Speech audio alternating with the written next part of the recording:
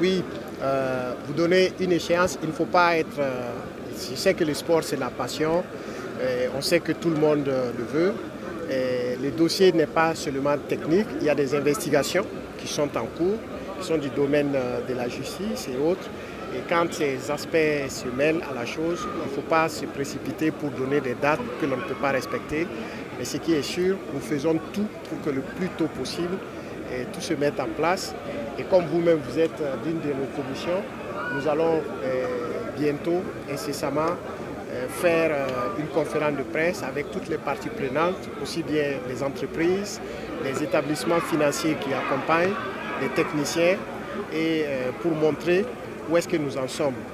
Et pour éviter que cette situation n'arrive encore au Burkinabé, le président de la transition a instruit avec conseil, après conseil et concertation avec le monde du sport, la construction d'un nouveau stade qui va être fait sûrement aux environs du Koudougou, d'une capacité de 15 à 20 000 places et qui va respecter toutes les normes CAF et FIFA. Parce que vous savez, les normes CAF et FIFA évoluent tellement vite que même les normes qui nous avaient été données au départ des travaux de réhabilitation, certaines normes sont déjà dépassées.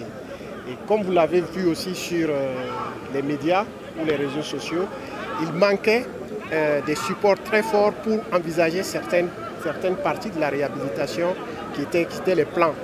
Nous avons retrouvé les plans, donc ça fait qu'il faut s'asseoir pour revoir tout cela tranquillement. Il ne faut pas se précipiter, que, comme on le dit, le stade, ce n'est pas une construction simple. Le stade, c'est une construction qui doit répondre à des normes.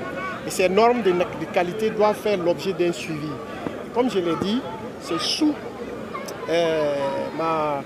mon règne de quelques mois que nous avons pu avoir la première inspection de la CAF qui aurait dû avoir lieu depuis longtemps.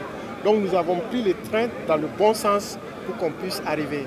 Sinon on se précipiterait et on va dire oui les travaux sont terminés mais les travaux ne sont pas réceptionnés. Qu'est-ce qu'on fait?